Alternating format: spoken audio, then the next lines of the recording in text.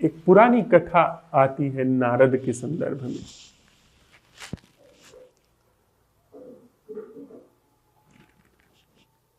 नारद अपने एक मित्र तपस्वी के पास गए। वहां जाकर के उन्होंने पूछा कुशल क्षेम के बाद कि मैं जरा बैकुंठ लोक जा रहा हूं भगवान से मिलने, कोई संदेश आपका हो तो मैं वहां पहुंचा आऊं। उस तपस्वी ने कहा यह तो बड़ी शुभ बात है, मैं भी काफी समय से सोच रहा था कि कोई संदेश वाहक यहां से वहां आए जाए, तो कुछ संदेश है मेरे पास जो मैं भेज पाऊं, भले आए आप जा करके भगवान से पूछना कि अभी मुझे बैकुंठ की प्राप्ति होने में कितना समय और लगेगा।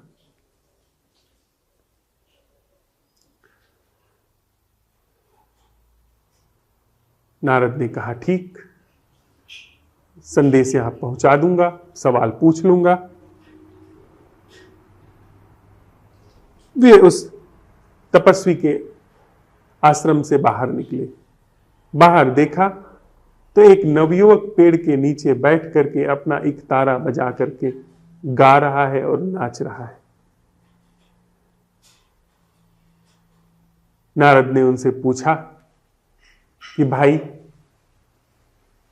मैं जरा बैकुंठ की ओर जा रहा हूं, तुम्हारा भी कोई संदेश हो तो वहां पर पहुंचा आऊं। आश्रम में तपस्वी ने कुछ संदेश दिया है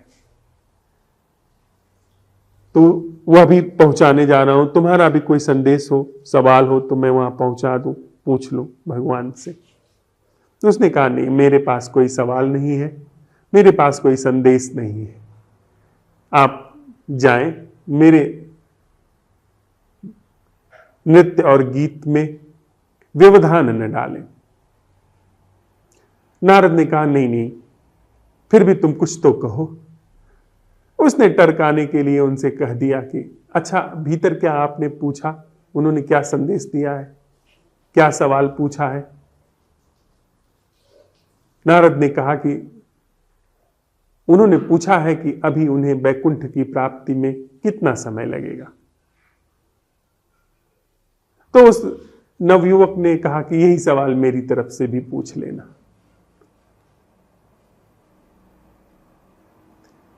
नारद गए भगवान के पास, वहां से लौटे और गए तपस्वी के पास आए।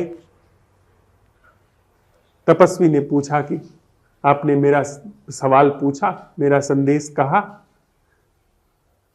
नारद ने कहा हां कहा। उस तपस्वी ने कहा कि भगवान ने क्या उत्तर दिया है।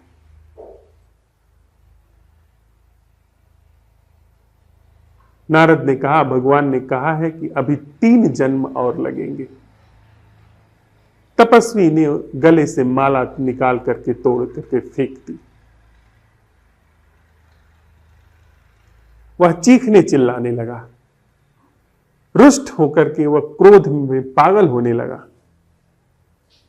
उसने कहा कि 3 जन्म और, मैंने बचपन से ही साधना की है, इतना कुछ किया है, और अभी 3 जन्म और, यह तो बहुत नाइंसाफी है, यह तो बहुत बेईमानी है। मैंने इतना कुछ किया है, मेरे इतना करने के बाद मुझे यह फल मिल रहा है कि अभी मुझे 3 जन्म और इंतजार करना पड़ेगा। नारद ने कहा कि हां, संदेश तो कुछ ऐसा ही है। उसने कहा कि मुझे नहीं साधना करनी, भाड़ में जाए ऐसा भगवान, ऐसा बैकुंठ और ऐसी साधना। वह तो आश्रम से क्रोधित होकर के बाहर ही चला गया। नारद आश्रम के बाहर निकले। उन्होंने देखा कि वह युवक अभी भी पेड़ के नीचे बैठ करके एक तारा बजा रहा है, गा रहा है, नाच रहा है। वे उसके पास गए और कहा कि भाई मैं बैकुंठ से आया हूं, संदेश भी लाया हूं। उसने कहा कि अब आए हैं तो बता ही दीजिए, मेरी कोई रुचि नहीं है, पर अब आप। नारद ने कहा, वही संदेश कहा जो भीतर कहा था कि 3 जन्म और लगेंगे। वह तो जो बैठा था उसने उछल करके खड़ा हो गया। वह जो हल्का फुल्का गा रहा था वो झूम झूम करके उसने गाना शुरू कर दिया। उसने नए नए राग छेड़ने शुरू कर दिए। न जाने कितनी क्षमता उसके अंदर आ गई जो वो नाचने लगा। बस 3 जन्म और, बस इतनी सी बात है। 3 जन्म, जहां अनंत जन्म हो सकते थे वहां बस 3 जन्म की बात है। भगवान ने स्वयं कहा कि 3 जन्म और, तो 3 जन्म तो ऐसा लगा जैसे 3 पल की बात हो। 3 पल में 3 जन्म गुजरने वाले हो, ऐसा उसने दिखाया। और वहीं तपस्वी ने 3 जन्म को ऐसे दिखाया जैसे कि 3 करोड़ या 3 अरब खरब जन्म हो, ऐसी रुष्टता दिखाई। कथा कहती है कि ऐसे ही नाचते हुए गाते हुए अचानक उसके प्राण छूट गए और वह उसी समय बैकुंठ में पहुंच गया। उसी समय वह मुक्त हो गया। यही स्थिति सच है। यह 16 आने सच बात है। हम लोग सोचते हैं कि इतना कुछ किया, कुछ हासिल नहीं हुआ। कहीं तिरछी नजर जो है फल पर है, उपलब्धि पर है। पीछे का हिसाब रखा हुआ है, आगे के उपलब्धि की कामना है। न जाने कितने जन्म अभी और लगेंगे। और जो उपलब्धि की भाषा में सोचता ही नहीं, जो सिर्फ प्रार्थना में है, जो सिर्फ ध्यान में है, जो सिर्फ भक्ति में है, उसके लिए जागरण कौन छीन सकता है? उसके लिए जागरण तो उसके द्वार पर आएगा, उसके पैरों में आएगा। उसके लिए परमात्मा का प्रसाद तो गले में उतर करके आएगा। स्वयं उसके प्रसाद का हार उसके गले में आकर के डल जाएगा। और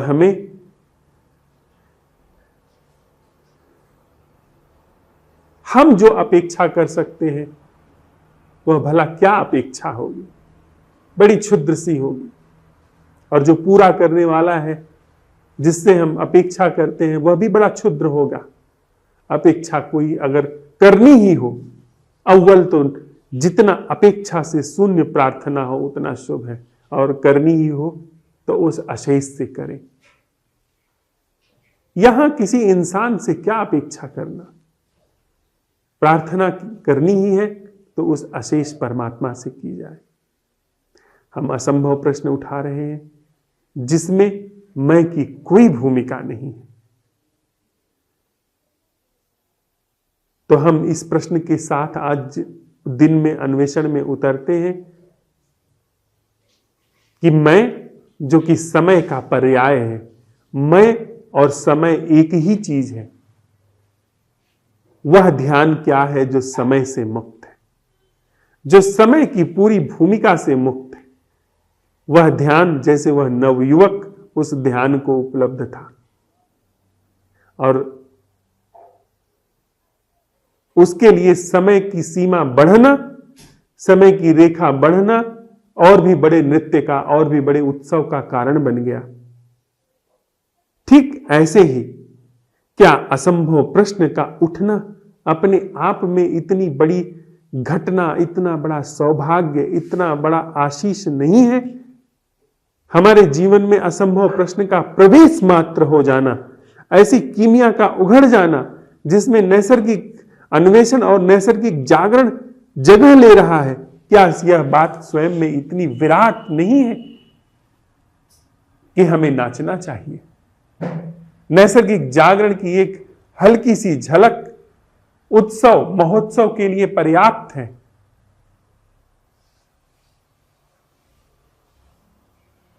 नैसर्गिक जागरण बड़े से बड़े उत्सव का आधार है। तो यह इतनी सी झलक आ गई तो क्या हमें अभी समय में प्रतीक्षा करनी चाहिए? नहीं। यह इस प्रश्न का उठना कि वह जागरण क्या है जो मैं नहीं कर रहा हूं, और इस प्रश्न के उठने में ही जो अन्वेषण स्थापित हुआ उसके साथ ही साथ नैसर्गिक जागरण पाया गया।